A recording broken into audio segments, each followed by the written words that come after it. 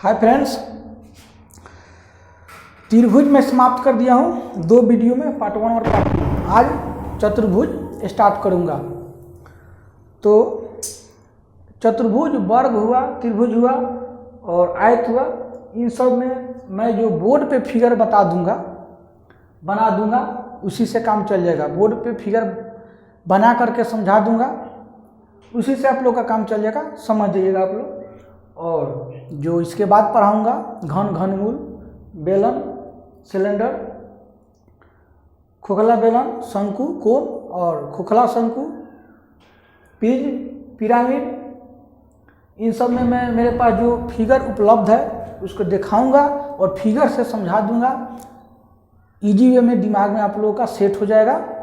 तो अभी चलिए आप लोग हेडिंग दीजिए चतुर्भुज, लिखिए आप लोग।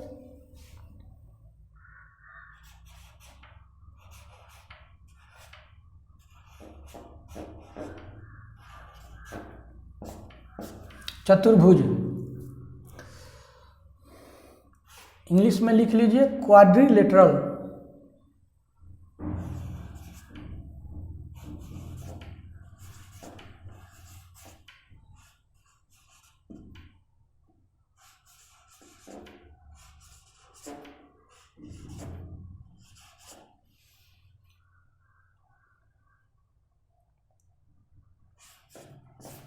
QUADRILATERAL,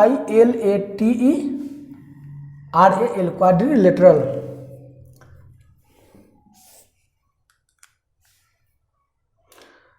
अब देखिए मैं समझा दे रहा हूं प्रत्येक चतुर्भुज के बारे में 1 बाय 1 एक एक करके मैं समझाते जाऊंगा। जैसे एक चतुर्भुज हो गया,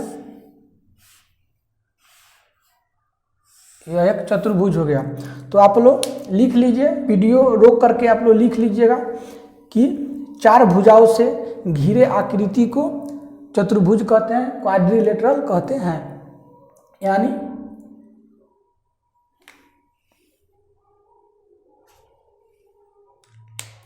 जिसमें 4 भुजा होता है, आप लोग क्या समझे, जिसमें 4 भुजा होता है उसे चतुर्भुज कहते हैं। परिमाप बराबर आप लोग समझ रहे होंगे कि सभी भुजा का योग होता है।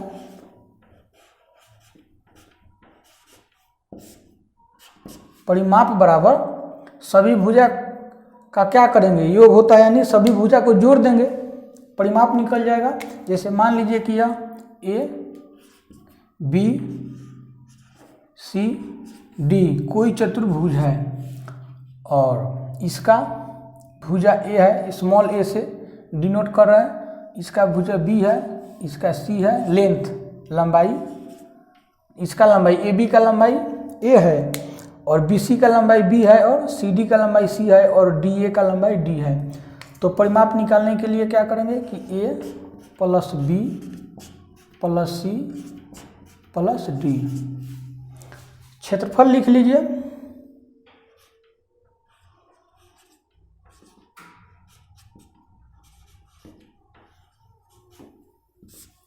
क्षेत्रफल बराबर 1/2 गुने विकर्ण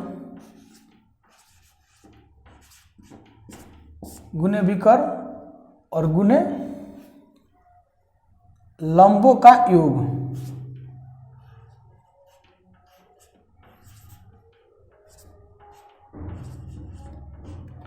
लंबों का योग लिख लीजिएगा।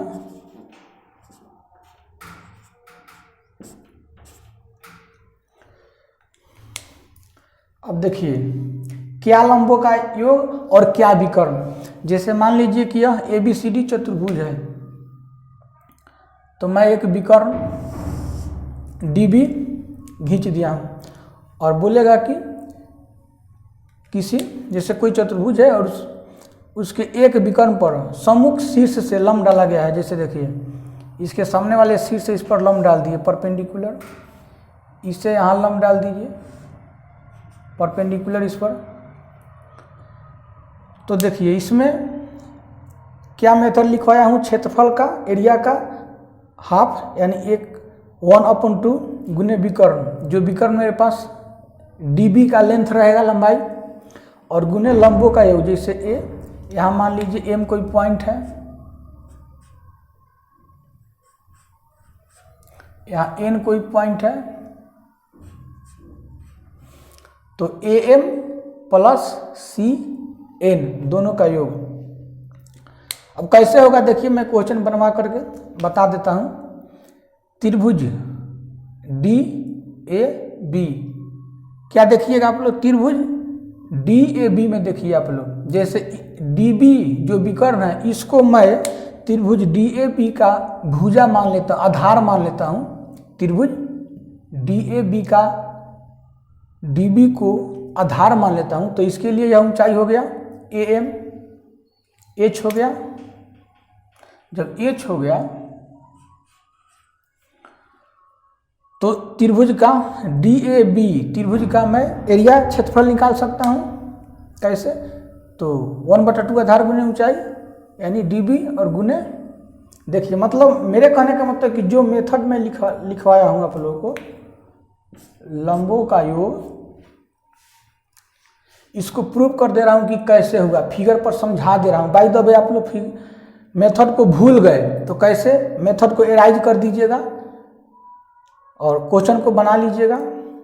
इसी चीज़ को मैं समझा रहा हूँ। जैसे देखिए त्रिभुज डी ए बी में डी बी क्या हो गया, आधार मान लेता हूँ, तो इसके लिए यह ऊंचाई हो गया, क्योंकि इसके सामने वाले शीर्ष से इस पर परपेंडिकुलर लंब डाला गया है। त्रिभुज का ऊंचाई क्या होता है मैं त्रिभुज चैप्टर में अच्छा से बता दिया हूँ। तो 1/2 इतना, केवल त्रिभुज डी ए बी को देखिएगा, 1/2 गुने आधार होता है। आधार क्या हुआ, विकर्ण है यहाँ, डी बी क्या है, विकर्ण है।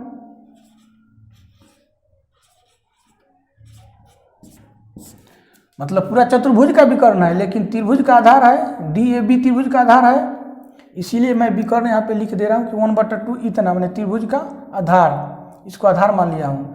तो यह क्या है, वर्ग, चतुर्भुज का विकर्ण है, विकर्ण गुने ऊंचाई, ऊंचाई क्या है, लंब है,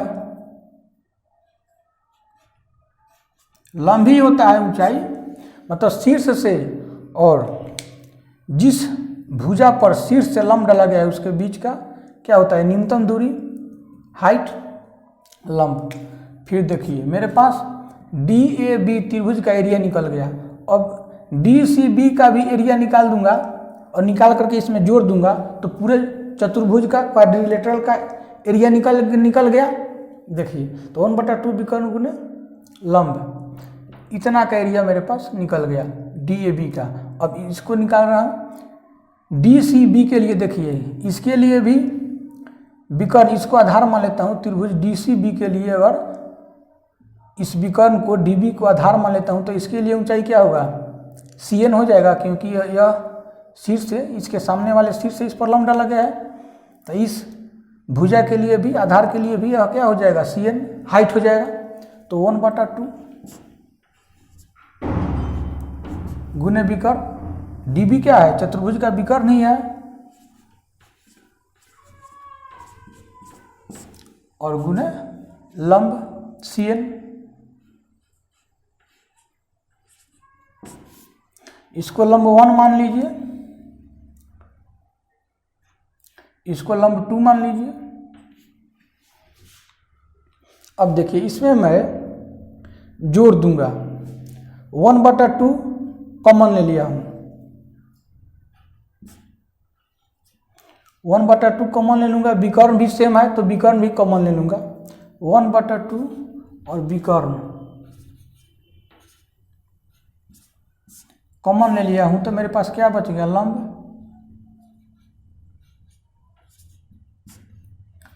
1 प्लस लंब 2।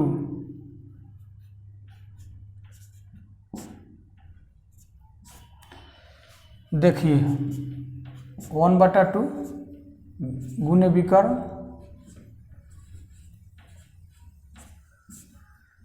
गुने विकर्ण, और लंबों का योग आ गया मेरे पास। जो लंब था इसको लंब 1 और इसको लंब 2 मान लिया हूं। तब देखिए लंब 1 प्लस लंब 2, इन लंबों का योग आ गया मेरे पास।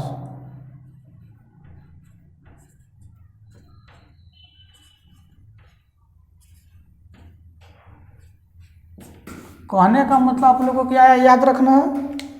डायरेक्ट चतुर्भुज का एरिया क्षेत्रफल निकालने के लिए 1/2 गुने विकर्ण गुने लंबों का योग, जो डीबी पर विकर्ण पर सामने वाले शीर्ष से लंब डाला गया है उसका योग। मैं इसको समझाने के लिए आप लोगों को मतलब फिगर माइंड में सेट हो जाएगा, समझाने के लिए लिखवाया हूँ। यदि बाय द वे मेथड को आप लोग भूल भी जाइएगा तो दोनों त्रिभुज का क्षेत्रफल निकाल करके आप लोग जोड़ दीजिएगा, पूरे क्वाड्रिलेटरल यानी चतुर्भुज का एरिया क्षेत्रफल निकल जाएगा। चलिए क्वेश्चन बना करके मैं बता रहा हूँ, लिख लीजिए। आगे क्वेश्चन नंबर 1 लिखिए।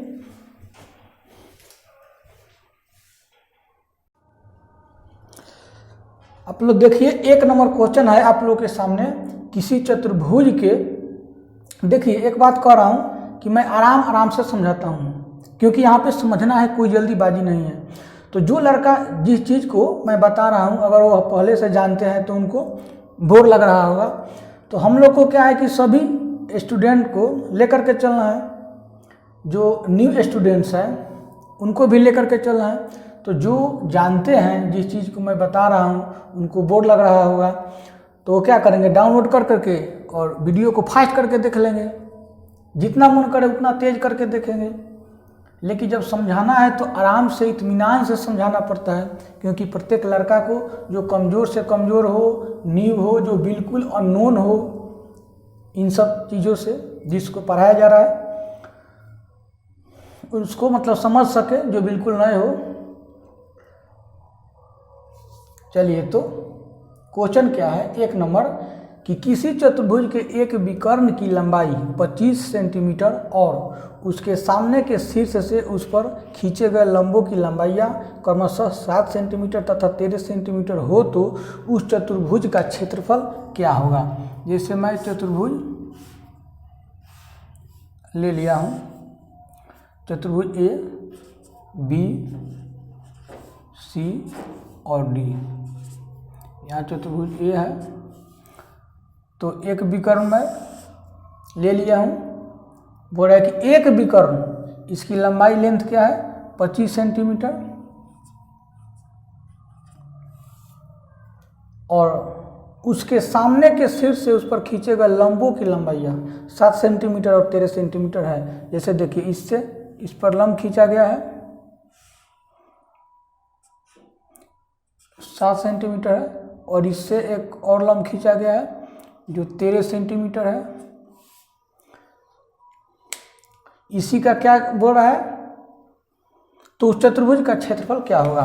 तो मैं आप लोगों को बताया हूँ क्षेत्रफल निकालने के लिए कि 1/2 गुने विकर्ण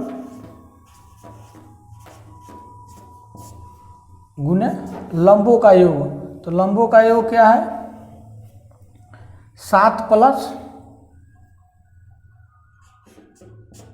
13, 7 + 13 यानी 1/2 गुने विकर्ण, विकर्ण कितना है 25 सेंटीमीटर और 13 और 7 20। अब देखिए कर जाएगा 10 दूना 20, 25 में 10 से गुना कीजिएगा तो कितना हो जाएगा 250 सेंटीमीटर स्क्वायर, सेमी स्क्वायर यानी एरिया क्षेत्रफल स्क्वायर में होता है, वर्ग में होता है। अब यदि इसको मान लीजिए कि मैं समझा दिया हूँ थ्योरी में कि त्रिभुज DAB का क्षेत्रफल भी निकाल करके और DCB का क्षेत्रफल निकालने के बाद दोनों को जोड़ दीजिएगा, तब भी चतुर्भुज ABCD का यानी क्वाड्रिलेटरल का एरिया निकल जाएगा, क्षेत्रफल निकल जाएगा। चलिए अब आगे हम लोग लिखिए आप लोग समानांतर चतुर्भुज, पैरेललोग्राम हेडिंग दीजिए। प्रत्येक चतुर्भुज को मैं एक एक करके 1 by 1 बता दे रहा हूँ, समझा दे रहा हूँ। आगे लिखिए समानांतर चतुर्भुज हेडिंग दीजिए, पैरेललोग्राम।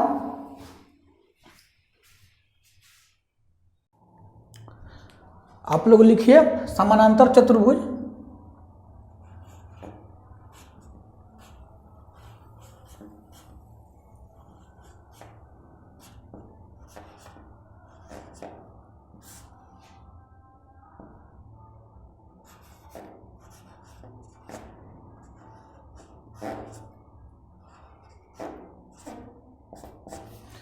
समानांतर चतुर्भुज पैरेललोग्राम,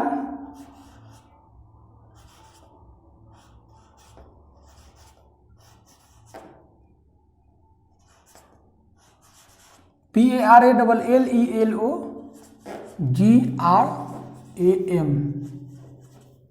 पैरेललोग्राम। अब इसमें देखिए समानांतर चतुर्भुज,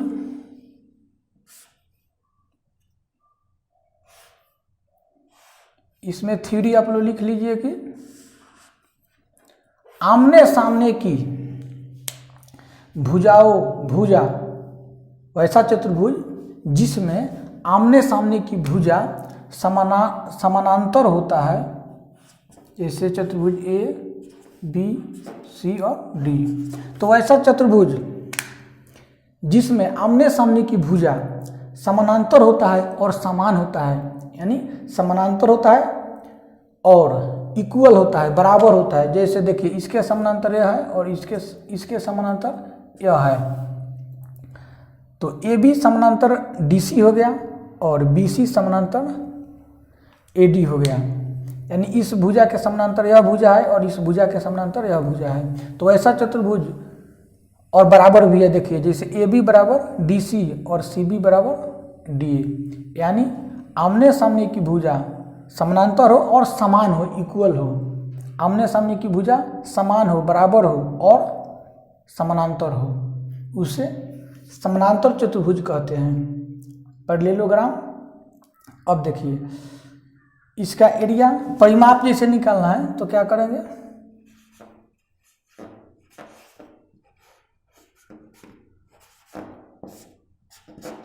परिमाप बराबर क्या होता है, सभी भुजाओं का योग। तो जैसे मान लीजिए कि इसका लेंथ ए है, इसका बी है, इसका भी ए होगा, क्योंकि आमने सामने की भुजा जब भी होगा तो क्या होगा, इक्वल होगा समानांतर चतुर्भुज में। यह बी है तो ये भी बी हो गया। तो परिमाप कैसे निकालेंगे, 2 × a + b, और क्षेत्रफल बराबर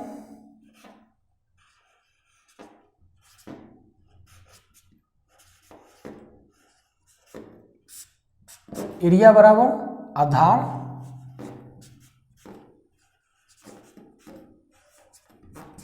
आधार गुने ऊंचाई।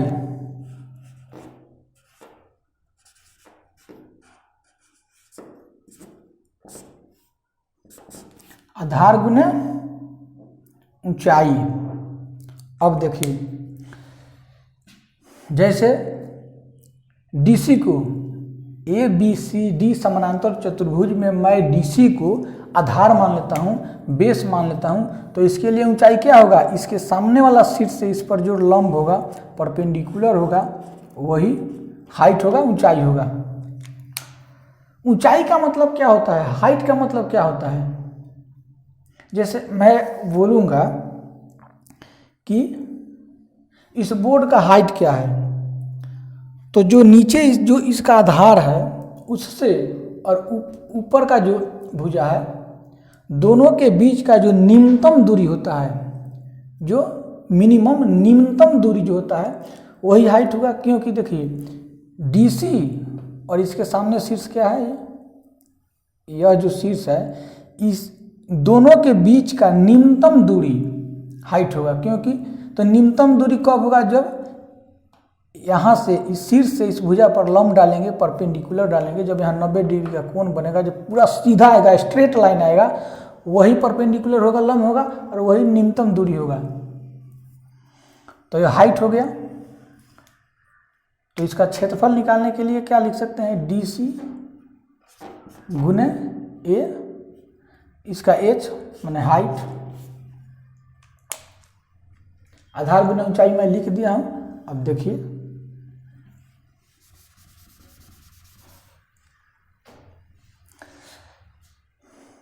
यहाँ देखिए मैं AC को मिला देता हूँ, मतलब एक AC विकर्ण ले लिया हूँ। अब देखिए इसमें दो त्रिभुज बन गया, ADC और CBA, दो त्रिभुज बन गया। अलग अलग दोनों त्रिभुज का एरिया निकाल करके भी मैं जोड़ दूंगा तो इस समानांतर चतुर्भुज का एरिया निकल जाएगा। त्रिभुज ADC का एरिया प्लस त्रिभुज CBA का एरिया। तो कैसे निकालेंगे, तो देखिए त्रिभुज का क्षेत्रफल मैं क्या बताया हूँ कि 1/2 यानी 1/2 गुने आधार गुने ऊंचाई। आधार जैसे त्रिभुज ADC के लिए आधार मैं इसको लेता हूँ, लेंथ B को यानी DC को आधार ही मैं ले रहा हूँ 1/2 आधार। दोनों के लिए देखिए चतुर्भुज के लिए भी आधार क्या है, समानांतर चतुर्भुज के लिए DC है और त्रिभुज के लिए भी यही हो रहा है। तो इसीलिए मैं दोनों जगह आधार भी लिख सकता हूँ, DC भी लिख सकता हूँ, लेंथ लंबाई B भी लिख सकता हूँ क्योंकि सेम है। तो आधार और गुने ऊंचाई। ऊंचाई क्या है, यही हाइट है जो समानांतर चतुर्भुज के लिए हाइट हुआ, वही हाइट त्रिभुज ADC के लिए भी हुआ। तो 1/2 आधार गुने ऊंचाई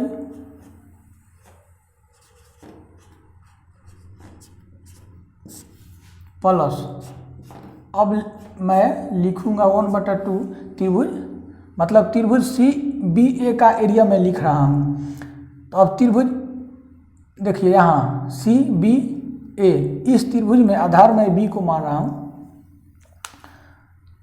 तो जब समानांतर चतुर्भुज में आमने सामने की भुजा समान होता है और समानांतर होता है तो AB बराबर DC होगा, यानी जितना DC है उतना ही AB भी है। देखिए B है, AB भी है लंबाई। तो इसको जब मैं आधार मान लिया हूँ तो इसके लिए ऊंचाई क्या होगा, इससे जो इस पर लंब होगा परपेंडिकुलर होगा वही हाइट होगा। तो इसमें देखिए त्रिभुज ABC में देखिए जितना B है उतना, जितना आधार इसका है उतना आधार इसका भी है, और जितना एक साइड का एंगल ये है, देखिए एक साइड मतलब एक भुजा त्रिभुज ADC में एक भुजा का लंबाई क्या A है, तो इसमें भी देखिए एक भुजा का लंबाई क्या है A है।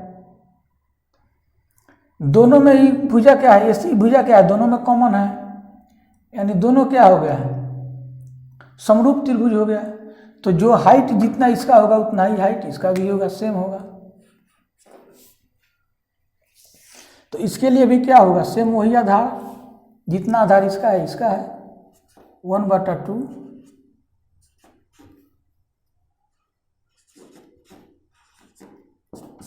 आधार गुने ऊंचाई।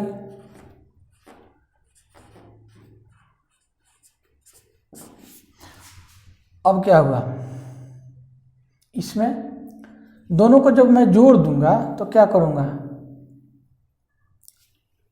1/2 आधार गुने ऊंचाई और 1/2 आधार गुने ऊंचाई, हाफ जब जोड़ दिए तो क्या हो गया, आधार गुने ऊंचाई। जैसे आप लोग देखिए मैं 1/2 कॉमन ले लिया हूँ क्योंकि 1/2 दोनों में है। अब देखिए आधार भी दोनों में है, ऊंचाई भी दोनों में है, दोनों सेम है। तो अब हमको यहाँ 2 भी कॉमन लेना पड़ेगा, तब मैं लिखूंगा आधार गुने ऊंचाई प्लस आधार गुने ऊंचाई। तो 2 कट जाएगा। तो देखिए आधार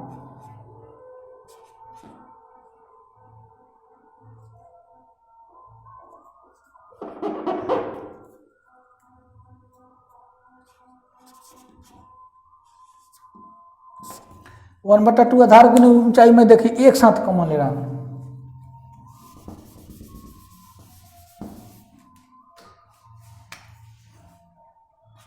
एक बटा दो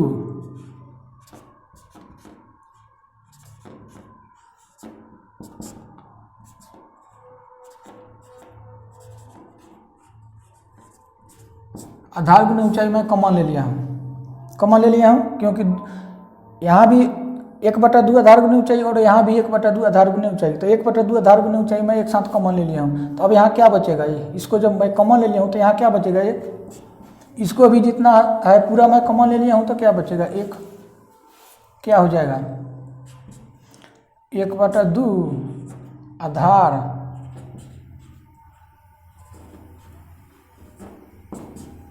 गुने ऊंचाई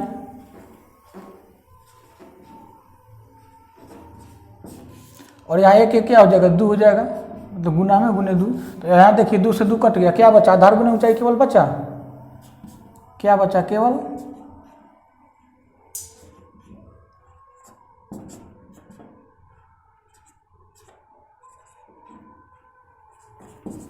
आधार गुने ऊंचाई बचा। मैं क्षेत्रफल एरिया समानांतर चतुर्भुज का क्या लिखवाया हूँ, आधार गुने ऊंचाई। देखिए क्या है आधार गुने ऊंचाई, यानी कहने का मतलब मैं समझा रहा था कि आपके दिमाग में सेट हो जाए।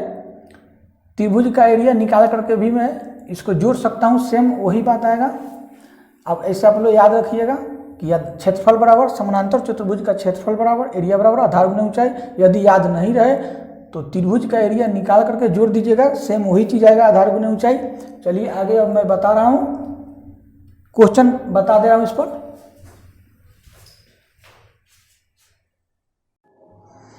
क्वेश्चन देखिए 1 नंबर, किसी समानांतर चतुर्भुज की 2 संलग्न भुजा की लंबाई क्रमशः 14 सेमी 13 सेमी है और उसके एक विकर्ण की लंबाई 15 सेंटीमीटर हो, 15 सेमी हो, तो उसका क्षेत्रफल और उसकी बड़ी भुजा के बीच की न्यूनतम दूरी ज्ञात करें। देखिए मैं फिगर से बता रहा हूं, समानांतर चतुर्भुज है,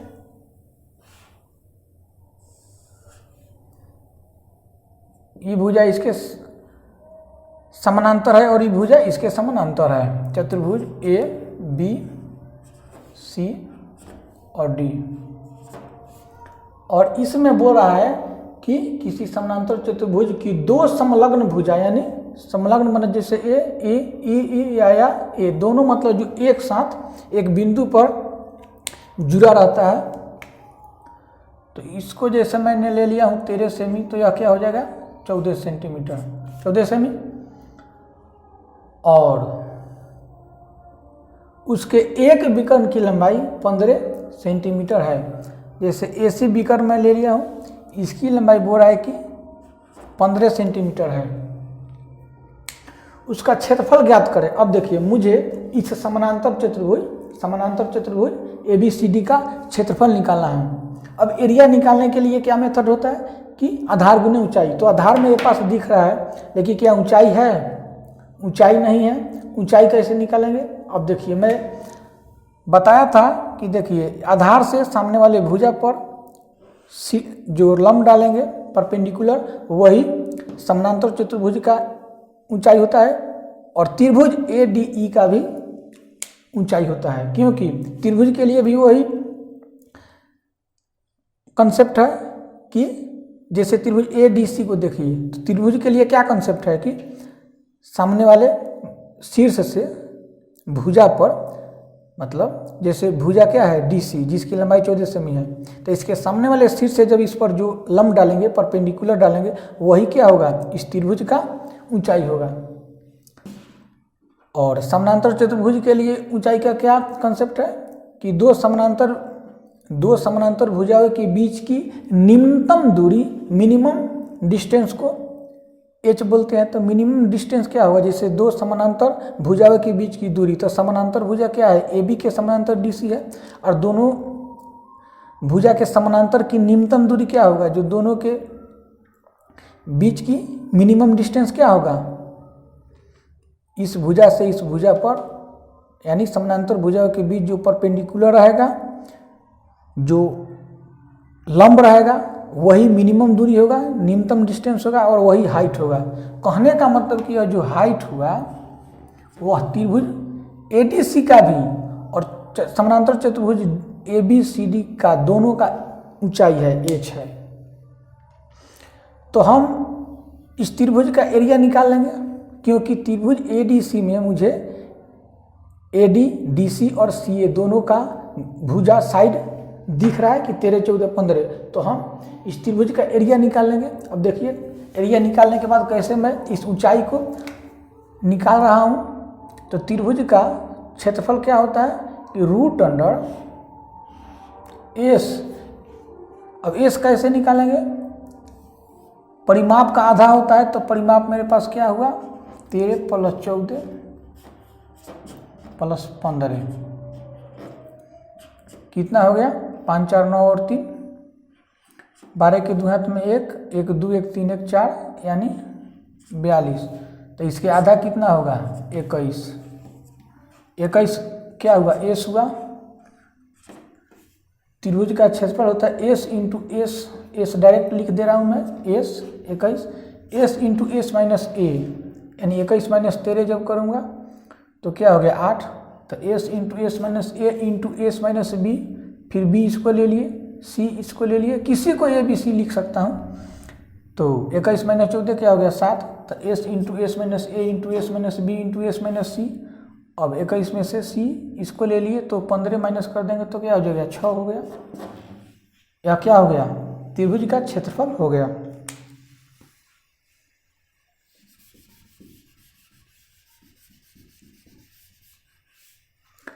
और त्रिभुज के क्षेत्रफल निकालने के लिए एक और मेथड मेरे पास क्या होता है कि 1/2 आधार गुने ऊंचाई। आधार जब डीसी को मैं ले रहा हूँ 14, तो इसके लिए ऊंचाई क्या हो गया h। त्रिभुज एडीसी में आधार जब इसको मैं ले लिया हूँ तो इसके लिए ऊंचाई h होगा। तो यह भी त्रिभुज का एरिया क्षेत्रफल और यह भी त्रिभुज का एरिया क्षेत्रफल, यानी क्षेत्रफल के बराबर क्षेत्रफल। अब देखिए रूट अंडर 21 को मैं क्या कर दिया हूँ 7 गुने 3 17 का 21 8 और 8 को भी मैं अच्छा चलिए 8 गुने 7 और गुने 6।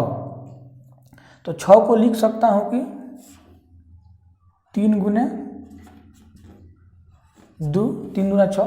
तोड़ के मैं क्यों लिख रहा हूँ, इसलिए लिख रहा हूँ कि डायरेक्ट इसका वर्गमूल मिल जाएगा मुझे और रूट से इसको बाहर कर देंगे।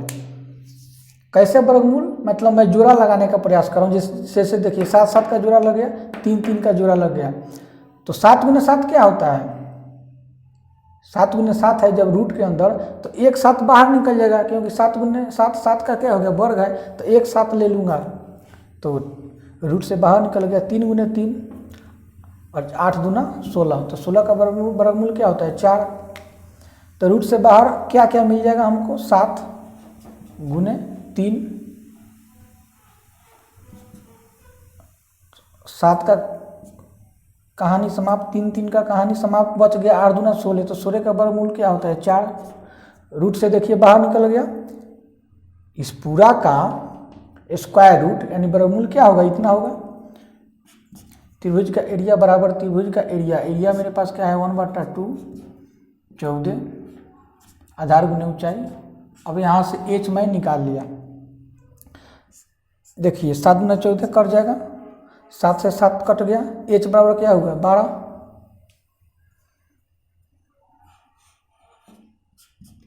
h बराबर 12 cm, यानी इस त्रिभुज का हाइट और समानांतर चतुर्भुज दोनों का हाइट तो सेम ही है, तो 12 मिल गया। अब मैं इस समानांतर चतुर्भुज ABCD का एरिया निकाल सकता हूँ। क्या होता है आधार गुने ऊंचाई।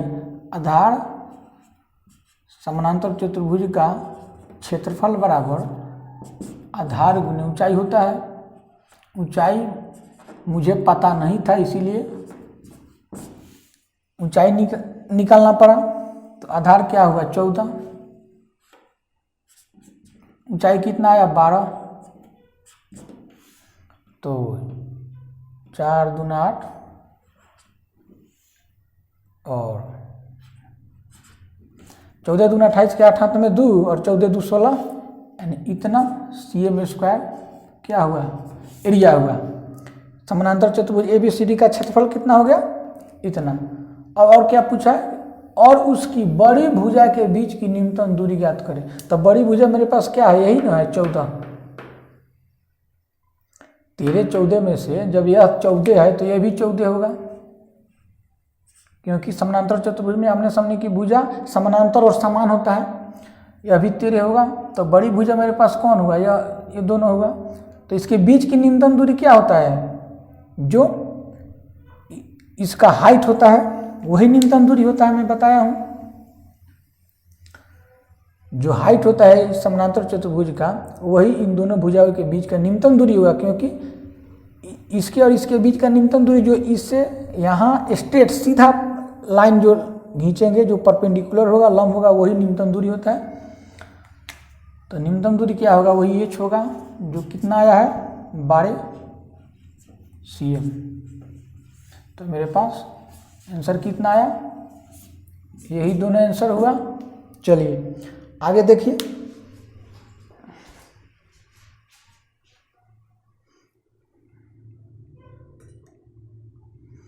आप लोग को शायद नीचे कट रहा होगा, नहीं दिख रहा था, देख लीजिए एक बार फिर से, लिख लीजिए। यहीं पे समझ लीजिए क्योंकि इसके लिए एक फिर अलग से क्वेश्चन लिखवाना पड़ेगा। यहीं पे समझ लीजिए, यदि क्वेश्चन में पूछ देता कि छोटी भुजाओं के बीच की दूरी ज्ञात करें, जैसे h मैं निकाला हूं तो h आ गया 12 सेमी, तो यह क्या है, बड़ी भुजाओं के बीच की दूरी है। जैसे जो क्वेश्चन में पूछा है कि बड़ी भुजाओं के बीच की दूरी न्यूनतम दूरी ज्ञात करें, तो न्यूनतम दूरी क्या होता है, यही हाइट होता है। तो h बराबर 12 सेमी आया था, तो यह तो बड़ी भुजाओं के बीच की दूरी आ गया। क्वेश्चन में आपको देखिए, जब तो बड़ी भुजा की दूरी दिया हुआ रहेगा तो छोटी भुजाओं के बीच की दूरी यदि पूछेगा, नहीं तो छोटी भुजाओं के बीच की दूरी दिया हुआ रहेगा तो बड़ी भुजाओं के बीच की दूरी पूछेगा। तो जैसे यहाँ देखिए, मुझे बड़ी भुजाओं के बीच की दूरी प्राप्त हो गया और पूछ देगा यदि कि छोटी भुजाओं के बीच की दूरी ज्ञात करें। तो यहाँ देखिए, छोटी भुजा मेरे पास कौन है, 13 14 से छोटा है, तो छोटी भुजा यही ना होगा। तो दोनों भुजाओं के बीच की दूरी हमको पता है नहीं है, लेकिन कैसे निकालेंगे, तो जब भी छोटी भुजाओं के बीच की दूरी पूछेगा तो बड़ी भुजाओं के बीच की दूरी दिया हुआ रहेगा, या बड़ी भुजाओं के बीच की दूरी पूछेगा तो छोटी भुजाओं के बीच की दूरी दिया हुआ रहेगा। यहाँ देख लीजिए, बड़ी भुजाओं के बीच की दूरी भी मेरे पास है और पूछ रहा है कि यदि पूछ देगा कि छोटी भुजाओं के बीच की दूरी क्या होगा, तो छोटी भुजा मेरे पास है और बीच की दूरी क्या होगा, जैसे यह छोटी भुजा है मेरे पास, तो छोटी भुजाओं के बीच की दूरी क्या रहेगा, जो यहाँ से जो इस पर परपेंडिकुलर होगा, नहीं यहाँ से जो इस पर परपेंडिकुलर होगा लंब होगा, वही न्यूनतम दूरी होगा छोटी भुजाओं के बीच की न्यूनतम दूरी। और मुझे पता है कि समानांतर चतुर्भुज ABCD का क्षेत्रफल होता है आधार गुने ऊंचाई। तो आधार जैसे मैं इसको ले रहा हूँ 14, तो इसके लिए ऊंचाई कितना हो गया h, जो मैं निकाला हूँ। बड़ी भुजा ले रहा हूँ, या 14 क्या है बड़ी भुजा, तो इसके लिए ऊंचाई बड़ी भुजाओं के बीच की दूरी, बड़ी भुजा गुने बड़ी भुजाओं के बीच की दूरी, तो बड़ी भुजाओं के बीच की दूरी क्या मिला 12, और छोटी भुजा गुने छोटी भुजाओं के बीच की दूरी, तो छोटी भुजा मेरे पास क्या है, बड़ी भुजाओं के बीच की दूरी हाइट हुआ, तो क्षेत्रफल बराबर आधार गुने ऊंचाई, ऊंचाई होता है छोटी भुजाओं के बीच की बड़ी भुजाओं के बीच की दूरी। बड़ी भुजा जब लूंगा तो हाइट मेरे पास क्या होगा, बड़ी भुजाओं के बीच की दूरी, तो क्षेत्रफल हो गया बड़ी भुजा गुने ऊंचाई, मैंने आधार गुने ऊंचाई कहिए या बड़ी भुजा कहिए या बड़ी भुजाओं के बीच की दूरी कहिए, दोनों बात देखिए सेम है। छोटी भुजा कहिए या छोटी भुजाओं के बीच की दूरी कहिए, या इसको आधार मान लीजिए, तो ऊंचाई, इसके लिए ऊंचाई क्या होगा, जो इस पर परपेंडिकुलर रहेगा सामने वाले शीर्ष से जो लंब रहेगा। तो छोटी भुजा मेरे पास 13 और इसके बीच की दूरी क्या होगा, जैसे h2, इसको h2 मैं मान लेता हूँ,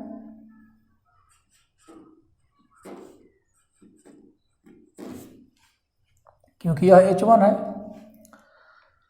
अब देखिए यह भी एरिया हो गया, समानांतर चतुर्भुज का क्षेत्रफल आधार गुने ऊंचाई, तो जब इसको आधार मानूंगा तो इसके लिए ऊंचाई यह हो जाएगा h2, यानी छोटी भुजा गुने छोटी भुजाओं के बीच की दूरी, बड़ी भुजा गुने बड़ी भुजाओं के बीच की दूरी। क्षेत्रफल हो गया, तो क्षेत्रफल के बराबर क्षेत्रफल, आधार गुने ऊंचाई, आधार गुने ऊंचाई, क्षेत्रफल के बराबर क्षेत्रफल। अब देखिए, अब मैं छोटी भुजाओं के बीच की दूरी निकाल सकता हूँ। यहाँ से देखिए h2 बराबर 14 गुना 12, 14 दूना 28 के 8 हाथ में 2 और 14 2 16 बटा 13, इतना cm। जब पूछेगा तो देखिए करेक्ट रहेगा, डिजिट की कट जाए जो वैल्यू, लेकिन यह कंसेप्ट मैं समझा दिया हूँ आप लोग। क्वेश्चन यदि रहेगा, क्वेश्चन मिलेगा, पूछेगा, कोई भी पूछे छोटी भुजाओं के बीच की दूरी, बड़ी भुजाओं के बीच की दूरी, तो आप लोग बना लीजिएगा, मैं कंसेप्ट बता दिया हूँ, यही कंसेप्ट होगा।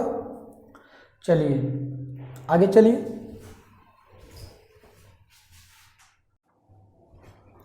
आगे देखिए, अब अगला नेक्स्ट वीडियो में देखिएगा, क्योंकि वीडियो अधिक लॉन्ग हो जाएगा, लंबा हो जाएगा। आगे क्या है, समलंब चतुर्भुज, ट्रेपीजियम, और इसके बाद रोम्बस है, समचतुर्भुज।